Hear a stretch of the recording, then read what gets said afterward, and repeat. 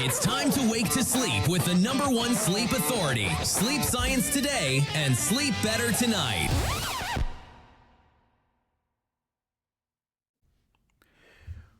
What if your dreams weren't random at all, but instead they were messages from the deepest parts of your mind?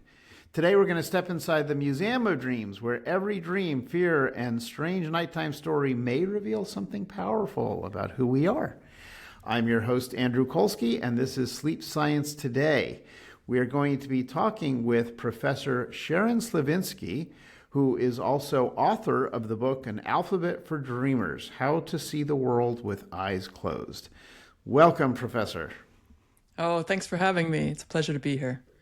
Yeah, I was sharing with you before we started recording this episode that I've been looking forward to this because it's such a unique topic, and I was looking at your website, which we'll share with the audience, and there's just so much here. So let's start off with something. Why don't we start off with having you explain how you came to research the social and political dimensions of dreams? Let's start with that. Yeah, I'm happy to start there. I've always been interested. I mean, who's not interested in dreams? I mean, we all are, because we all have them, and they're baffling and perplexing and mysterious experiences. But I started off my career as a scholar of different kinds of images. I study visual studies is technically my field. And I've worked a lot. I began my career studying the relationship between images and human rights. So if you can think of things like photographs of, from the Nazi camps, for example, the way those photographs propelled the very idea of human rights. Right. So I know a lot about images, just not so, I hadn't studied dreams. And people, for example, in art history don't study dreams, even though they are a kind of image.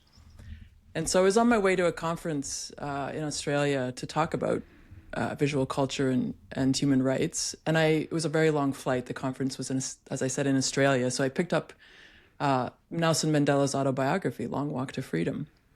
I had never read it before, and he had just died. So I picked it up. I thought, oh, great companion book. And right there in the middle of that autobiography, Mandela reports having a recurring nightmare while he was imprisoned in Robben Island. And I just thought, what is this? What is this story? He's not given to talk about his private life a lot. And I was hooked. I was fascinated. From there on, I thought, okay, there's something to be said here about these kinds of images and how they have a social and political dimension. Wow. So, okay, but that was just sort of a little teaser to get you thinking about that. So how did that get you going in even deeper? Yeah, well, the nightmare itself is a fascinating one, and it's about him leaving prison and making his way back home, which, I mean, if you're in prison for 27 years, that makes sense to have as a nightmare. If you're incarcerated for that long, getting out of prison would be a familiar dream. But what's fascinating about that nightmare is that in the dream, he says he gets out of prison. In the dream, the prison is in Johannesburg, where his trial was. And he gets out into the world, and there's no one there. There's no people, there's no cars, there's no taxis. The world is completely empty. Wow. And he walks all the way from Johannesburg to his home in Soweto, which is a suburb. It would have taken many hours. In the dream, he's walking. He gets to this beloved house of his, and there's no one there. The house is empty. It's a ghost house. And I started thinking about the content of that dream, the content of that image, like I would any other image. I took it as a kind of testimony to Mandela's experience.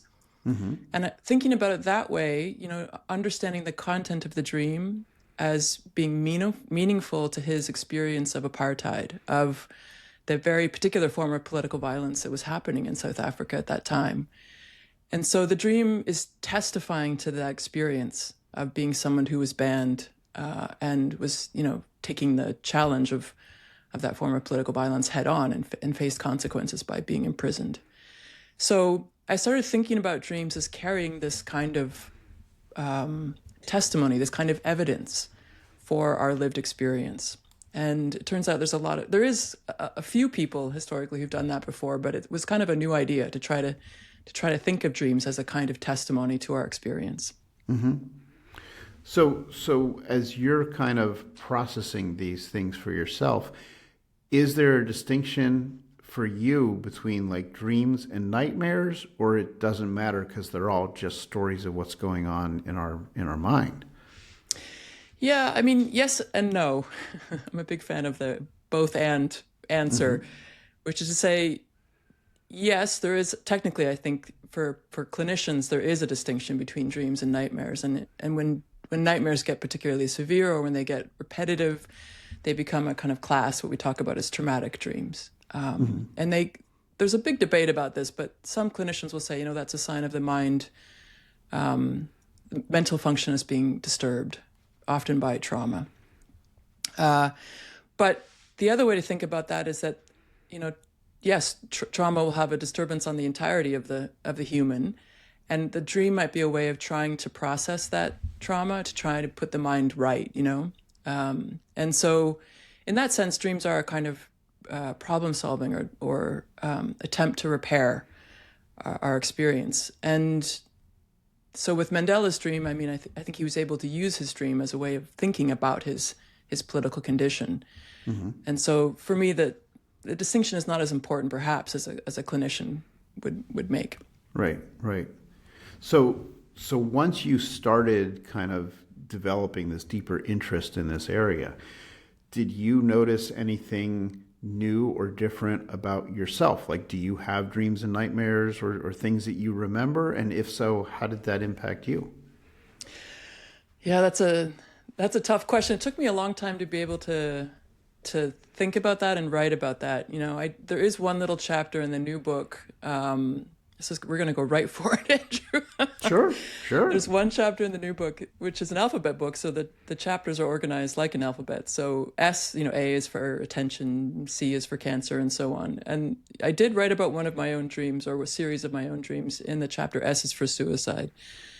And, you know, I had a difficult time as a young adult. I had a very strong conflict with my family. My father at one point effectively disowned me.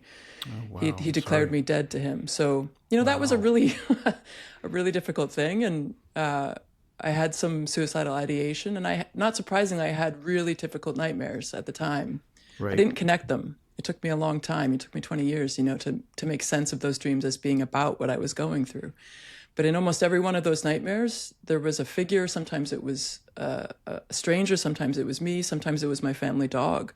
You know, there's always a figure in those dreams that became severed in some horrific way, you know, like the body being ripped apart and a big accident, or, you know, there was endless variations on it. But I realized 20 years later that the dream was showing me what I had gone through, you know, that my life was kind of ripped in half at that moment. Wow. And so it was, again, a sort of a personal example of how dreams are evidence for your lived experience. They help you show you what you're going through, but they put it in a new form, which is to me a very important political point. Right. Wow. So I want to come back to the book in a minute, but before we dive deeper into the book, I want to touch on, so we have this Museum of Dreams. How did that come about, and tell us about it? What is it exactly? Yeah, when I was doing research for the book that came just before the one you mentioned, it was a book called Dreaming in Dark Times. It was where I was really trying to marry political theory with psychosocial studies and think about dreams as having social and political content. So the book begins with Mandela, with one of that Mandela dream that I described. And in the course of writing that book, which is all about historical figures, I found all these amazing dreams in the historical record, you know, but they're kind of everywhere when you're looking for them, but also they're hard to find. If you just like want to find, did Nelson Mandela have a nightmare? You can't find that unless you happen upon it in the biography. Right. And so I realized, you know, someone should build an archive where you can search for these things. And then I thought it started that way. It's a very simple kind of collection of all the things I'd found. And then we built a kind of public-facing interface through this museum, the website, and called it the Museum of Dreams. And then very quickly, like within literally months, I started having collaborators call me from all over the world. And we started, doing different kinds of projects together. I have a huge range of collaborators. And the Museum of Dreams now I think of as this kind of collaboratorium. It's a museum that's built of all these different relationships and researchers, clinicians, institutions, and so on. Wow. So tell us how you organize it. Like I'm thinking to myself, I wonder, when did we first have the first mentionings of dreams or nightmares in history? Because people would have to mention them somewhere. They'd have to write them down or paint about them or something. Basically, dreams are as old as history itself. That would be the shorthand way of talking about that. Mm-hmm. I'm just still trying to remember what grief. It's G. G is for grief. God, it took me a long time to get there. That's all right. We're not testing you, and you're not going to get a grade. But you raised something that I never thought about before, and it's like, I'm trying to think to myself, if I were reviewing very old, text or artifacts or things, how would I know, and how would the person at the time know or create a distinction? And maybe they didn't create a distinction between a dream and some sort of a religious thing, like this is a higher power speaking to me or something, or maybe they combine the. Can you clarify that for us? Like, I don't even know how that would have played out. Yeah, well, I think that's a distinction that the ancients didn't make, so that it's true. I mean, that's why they're in the Bible. And that dream, the early passages in the Bible are so attentive to dreams, because they are assumed to come from God. That this is how God communicates with humans, is through dreams. Mm-hmm. And that's the history of health, by the way. That we would have these, what they were called as Asclepion, for the god Asclepius, who was the god that would deliver dreams. If you were ill, you would go to the Asclepion, you would sleep at the Asclepion, and you would wake up in hopes of having the god visited you in the dream. And either the god would tell you what you were suffering from, or they would dispense a cure in the form of the dream. And the priests at the Asclepion would be there to help you think about this. And, they were early sanctuaries. And that form of medicine, went on for almost 1,000 years. And the only kind of, it was considered a kind of cult in a way, but the only thing that displaced it culturally in that part of the world was Jesus, when Jesus came. Mm-hmm. And that this was a new kind of, he had a different kind of a healing touch. And it changed the whole, thinking about the relationship between religion and health. Wow. I mean, that's there's such a big conversation that can happen in there.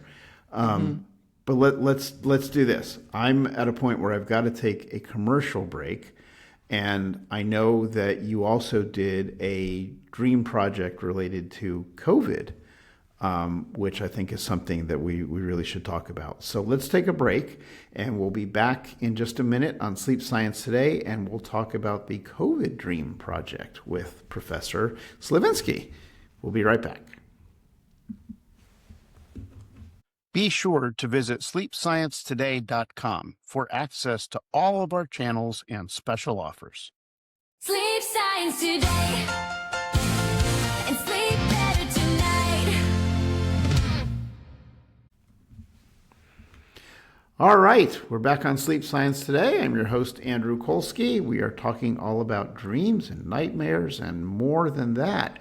So before the break, we said we're going to talk about COVID and the COVID Dream Project. What is that? Fill us in. Yeah, that was a fun one. During COVID, a really wonderful curator from the London Museum called me up, and she was interested in, the London Museum was interested in collecting COVID ephemera. This was really early on in the first year of the pandemic. Mm-hmm. And she called me up just for a consultation because, everyone was talking about dreams, and social media was filled with people reporting their COVID dreams and so on. And she said, I really want to collect COVID dreams. And so, we had a long conversation, and one thing led to another. And the next thing I know is I was partnering with her, and we started collecting. The museum sent out a big call and we got a huge response. Like more than 1,000 people responded within the first week. It was overwhelming. So we set up these Zoom interviews. I got together a small team. I got together some clinicians from Birkbeck University, which is in London. I thought it might be good for Londoners to speak to Londoners. And we set up these Zoom interviews where we talked to people about their COVID dreams. It was a fascinating project. And then the London Museum took them all into their oral testimony collection. So they're housed actually in the museum as part of their permanent collection.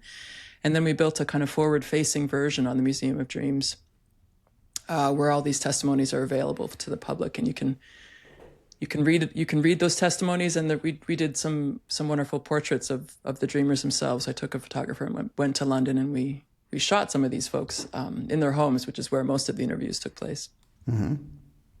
Yeah, it was a fascinating project. So I'm curious, through that particular project, were there any themes that evolved or anything interesting that was kind of different than what you had been seeing in your other work? Yeah, well, my colleague at the University of Montreal, Tor Nelson, he writes about how COVID is a kind of worldwide dreaming event, that it changed the amount that people were dreaming about, but we were all kind of dreaming about COVID during that time, in the sense, that, and depending on our circumstances, we all had different kinds of dreams, but it was the first time that that the world was all kind of dreaming about the same thing, which was fascinating. And I took that as evidence, again, of the kind of social and political importance for dream life, because you see how porous our dream life is to whatever's happening socially and politically. And yeah, I think that we were dealing with a lot of new things, a lot of new protocols. There was a lot of anxiety. And we learned that dream life became a kind of place where people processed what was happening, all these changes that were happening socially. So we learned that dreaming, there was already quite a bit of neuroscientific evidence for this, that dreams are a really important place for learning, for emotional processing, for emotional regulation, and so on. So we just got a lot of qualitative data to sort of show that to be true, that dreams are a place for processing the challenges we face in daily life. So I would imagine, but that's a total guess, and I could be wrong. I've been wrong once before in my life, I think. But so COVID-related dreams, I'm wondering, were they more nightmares or more dreams? Were they more calming and peaceful? Were they more scary and unsettling? I'm guessing they're more scary and unsettling, but I don't know. Tell me. I think we had a range. It really depended on the person's circumstance. Yes, there was a lot of anxiety, a lot of dreams about travel, interestingly. A lot of processing older experiences, like people had sort of time in their lives to kind of deal with stuff that had been there. One of my favorite interviews was with we were interviewing the mother, actually, but as it was during COVID, the children burst into the interview. There was a 9-year-old kid that we interviewed, and this 9-year-old kid was amazing, and she had a really interesting dream about being trapped in her iPad. Like she was in the iPad, she couldn't really move out of being faced forward in this kind of screen, and I took that as a very interesting and kind of telling COVID dream, insofar as we were all so focused on the screens. Most of our entire interface with the outside world was happening through screens. Yeah. And in particular for the kids, because they were, all of a sudden forced into this great experiment of online learning. They were 9-year-old kids and younger were being forced to sit in front of their screens all day as a way of doing school. So, the dream was kind of processing that huge transformation in her life. And that could have only happened during COVID, because it was really reflective of what she was going through. So for me, that was a really kind of a signal dream about the kind of how dreams during COVID were working. Mm-hmm. She also had a dream about going back into her mother's womb. She kept having to go back. And it was nice because the interview, you sort of saw the mother and child thinking together about this dream. The mother had never heard this dream before as we were interviewing her. And so she was asking the child, her name was Iris, she was asking the child about, well, you had to go back in mommy's womb. And she said, yeah, I had to go back. We had to keep going back in. And then the child made the association. She said it was like lockdown. We had to keep going back into it. And so it became this very interesting dialogue between mother and child, where the child was imagining, like she was figuring in her dream life, a way to understand this experience of having to go back into lockdown. And for that particular family, it was a kind of a safe environment. The home and having to go into lockdown was not a terrible thing. It wasn't, and so the idea of going back into the womb was kind of a good representation for that family of what the experience of lockdown was like. You know, it was good. It was time with your family. It was intimate. It was, you know, but that wasn't true for everybody, for sure. Right. Wow. So, in general, the visitors / users of the museum, let me put it that way, are you finding, is it mostly for sharing stories and provoking thought, or do you also have like researchers from a sleep science perspective trying to study dreams, either from a psychological perspective or how do we stop nightmares? Who's the audience? Yeah, I mean, I think we do a lot of different things. Some of our partners are artists who are very interested in doing creative projects, try to extend the logic of dreaming as a kind of like creative work. So there's those kinds of partners. We do have a really big new project. It's called Dreamers of the 21st Century. And we're actually trying to gather dream data, trying to gather testimony that people have about their dream life. And we're doing that through various community partnerships. So rather than just gathering randomly from the public, we have very specific community partners. So one of our most recent projects was, for example, with Moss Park, which is a safe consumption site here in Toronto, where I live. Mm-hmm. And this is a community health site that also does safe supervised consumption, which is to say there's nursing staff and trained healthcare workers who are there while people are using pre-obtained drugs in order to reverse overdose. It's a community-based form of healthcare that is trying to keep people alive who are mostly injection drug users. Right. So we did a project with them where we talked to this community about their dream life. And this is a very vulnerable community that, about half of the people that we spoke to are unhoused. All the range of social determinants of health are the things that these people face, not surprisingly. And so they come there to be safe while they're using drugs. And we experienced, first of all, huge sleep deprivations, huge issues around sleep, and therefore huge issues around dreaming. And that was a really interesting finding that certain communities that are facing social and political challenges suffer from dream loss, which is to say that they also lose this really important mental activity that helps people cope. Mm-hmm. So that was a really interesting finding. So there's a huge range of people that we work with, and of course, dreaming, like any human experience, there's so many ways in, which is why I love dreams. You can talk to a big range of people. Well, so if someone who's listening to this show feels that they have some interesting things to contribute, do you accept things from the public? How does that work? How do you get the information and material that you actually have in the museum? Yeah, we work. People often reach out, and that's often how, like the London project, for example, when the curator reached out to me, and that turned into a partnership project. As a university-based researcher, things move really slowly. We have to do ethics, review applications, and so on and so on. So it's not like a public-facing museum where you come in and you might learn about something and then contribute to the collection or whatever else. It's a bit slower, and that maybe someday we could have an actual museum of dreams that people could visit. Like any other museum, that would be wonderful.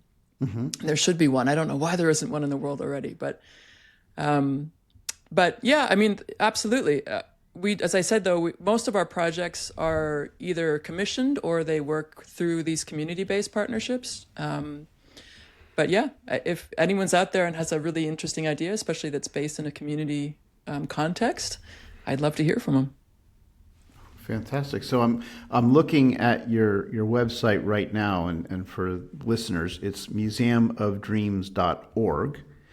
And I'm looking at the menu, and you have a podcast, you have publications, you have the collection, you have Dreamers of the 21st Century. Can you tell us a little bit about the different things that people would find if they go to the website?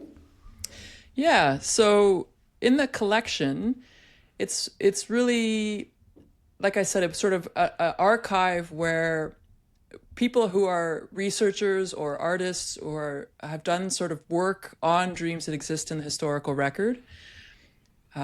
That's what you'll find in the collection. So, for example, there's a little, I don't know, maybe you can pick one off the top and I can just sort of talk a little bit about it. But Okay. there's a little thing that I've written, for example, on Mandela's dream.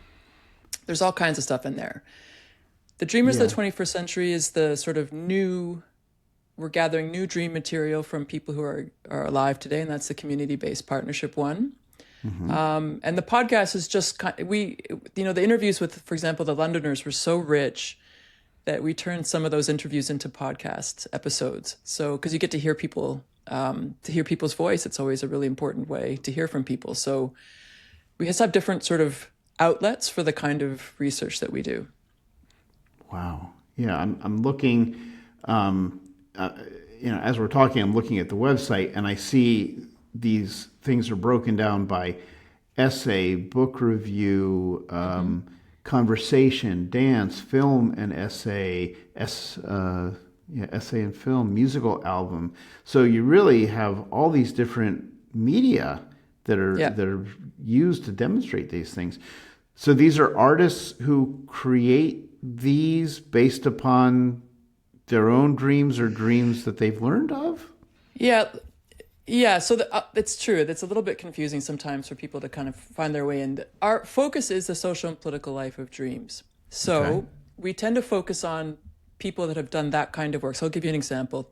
Tim Hetherington was a wonderful photojournalist he was a war photographer, basically, an American war photographer. And he covered the wars in Iraq. And he did this incredible series called Sleeping Soldiers. And they're just a series of portraits of some of the soldiers. He was embedded, as all journalists were during the war in Iraq, the wars on terror. And he's traveling with this particular platoon of soldiers, and he ends up doing these portraits. But the portraits are of these men sleeping, and they're beautiful portraits, and they're very vulnerable. And Tim was very interested in the sort of masculinity that war engenders, let's say. And he kind of found a way to turn it on its head and in these portraits, because the men are very, when you're watching someone sleep, they're in a very vulnerable state. So it was a very interesting way to document what was happening during the war. And I loved the series, and I saw it when it was first shown. It was shown as a series of billboards in Toronto during the Contact Photo Festival. And I was always very admiring of Tim's work. Tim was killed by enemy fire in Libya, I think. And there's a trust that holds those photographs. So the director of that trust, of the Tim Hetherington Trust, wrote a little essay about those photographs, about that series. And so, for example, that's one of the pieces of our collection is the essay by the director of the Tim Hetherington Trust, and then we have there his film and some of the photographs. So you can come and it's almost like a virtual exhibit. You can come and see and learn about Tim Hetherington's work this way. But it's just a kind of way, the museum is just a way to house these various projects that are interested in the social and political life of dreams. Could be a photographer, it could be a historian, it could be, a clinician, it could be a community health worker. There's a whole bunch of stuff in there which the museum houses. Right. Wow. It's really interesting. It's something so unique and different. I have to take our second break. So I'm going to do that now. When we come back, I have more questions for you about the book. So stay tuned. We'll be back and we'll talk about the new book. We'll see you on the other side of the break. Be sure to visit sleepsciencetoday.com for access to all of our channels and special offers. Sleep Science Today, and sleep better tonight.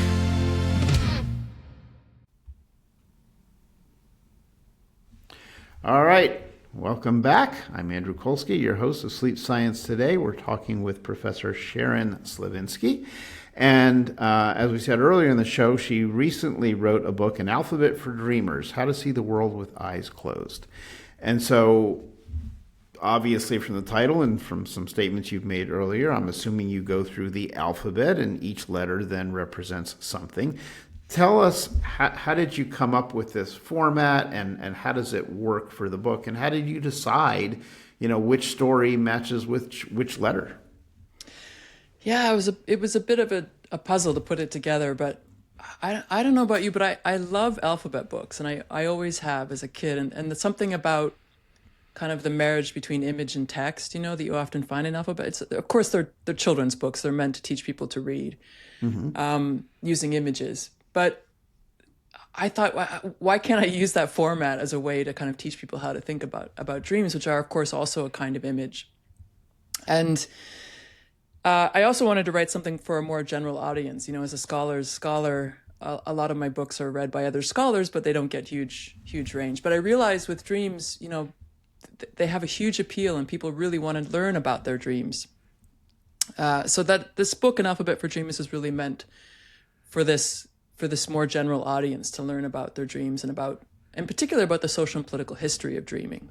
And the book is made up of a range of both historical figures like Harriet Tubman, who, for example, really used her dreams as a way to guide her work, bringing people to freedom during that period in the United States, and some of the contemporary dreamers from, for example, the COVID Project. There's quite a few of those figures, really good stories in that book as well. And I worked with an illustrator, a wonderful illustrator, Melinda Josie, who did an image for each of the chapters. So there's 26 beautiful watercolors in the text as well. Wow. But yeah, it was tricky. I mean, I had to, each chapter really focuses kind of on one dreamer and trying to sort of tease out the social and political lessons from each of these dreamers. And it was tricky. I mean, yeah, it is a bit of a constraint to work with the alphabet, but it was a fun constraint, a creative one, I think. Yeah, definitely. I'm sure it took some time to kind of think through that. I'm curious about this question because, for example, you mentioned Harriet Tubman, and you said how she kind of used her dreams to help her achieve her goals and her vision. It doesn't have to be her, but maybe her. Can you think of an example from the book to help bring that statement to life? So someone, like Harriet Tubman has these dreams, and then she uses it to kind of help her to achieve what she's going for. Can you tell us more? How does that work? What does that look like? Yeah, I mean, the Tubman's in the chapter L is for liberation. And there's a long history in the Black tradition, in the Black radical tradition, of using dream life as a kind of medium, literally as a means in the freedom struggle in the United States. And Tubman's a great example of that. And she often talked with her biographers. We don't have a Tubman's voice directly. I mean, Tubman did not learn how to read and write because of the laws around literacy in the United States in the antebellum period. But all of her biographers talk about how she used her dreams as a kind of guide when she would go back. She went back into the slave states some 13 times to liberate men and women and children from the condition of slavery. And she was amazing. They called her General Tubman because she, found a way to escape, the people who were commissioned to try to capture her and so on. And her dreams were her guide. And that follows from a whole principle of an alternate form of communication that enslaved people had to use to kind of find their way to freedom. And attending to her dream life was just that, literally that medium, I guess, of liberation. So the book is trying to give lessons for how people can attend. A is for attention, and I spend a little bit of time trying to talk about the ways in which dreams kind of are a plea to pay attention to what's happening in the theater of our mind. And it also a little bit about why we don't pay attention to dreams in the contemporary era. And it's kind of a plea to bring dreams back as a way to see the world. Right. Right. Well, that statement leads perfectly into the next question I had for you here, which is, someone who reads the book, what can they learn from the book about listening to their own dreams? Yeah, I keep the second last chapter, Why, where I speak directly to the reader and I offer some advice. So the chapter Why is for you, YOU, like literally for you. Right. And there I give sort of 3 concrete pieces of advice, which is, first of all, respect the value of sleep. I mean, you probably have a lot more to say about this. Listeners to this podcast will have a lot to say about this and probably do respect the value of sleep. But it's, sleep has become such an arena of economic exploitation, that people want to sell you stuff about sleeping better as if to make you more productive in your waking hours. But, that's kind of sleep shouldn't just be about recharging your batteries for the next days of work. It's a much more important experience than that. And it's not surprising in that respect that many liberation movements are now seizing upon sleep as a kind of place of resistance. But it also, I think, to say, respect the value of sleep is also to acknowledge that you have to surrender to sleep. You have to surrender. Your ego has to go quiet and something else happens while you're asleep. Mm-hmm. And so that principle of sort of respecting dream life, respecting sleep, respecting having to let go is one of the important things, sort of the condition for learning from your dreams. There was a existential philosopher named Ludwig Binswanger who said, to dream just means I don't know what's happening. And that kind of surrendering to that experience of not knowing is sort of step 1. The next piece of advice is to follow associations. So this is borrowed from Freud and from psychosocial studies, which is that you can break down any given dream into its elements, and then you begin to try to associate to each of those elements. So if Mandela were a patient, for example, in a clinic, they would say, okay, well, tell me what it means what does this jail in Johannesburg mean? What does it mean that the world is empty? What does it mean that you walk to Soweto?